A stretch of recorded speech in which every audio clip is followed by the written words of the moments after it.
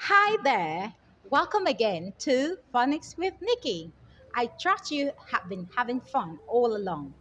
Okay, we've been able to successfully finish the first group of the Phonics series. Remember, I told you that we have 7 groups in the Phonics series. The first group we've treated in the last couple of weeks, which is the Satapin, where we have the sounds S, A, T, E, P, and N. And also, we're able to form and blend as many words as possible from this group. In this episode today, we'll be learning about another sound from the second group. And this sound is actually two in one.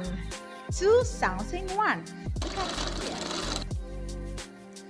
These two sounds are articulated the same way, and it's k, k, k, as in kettle, k, as in key, k, as in keg, and this also is k, as in cat, k, as in cup, k, as in cupboard.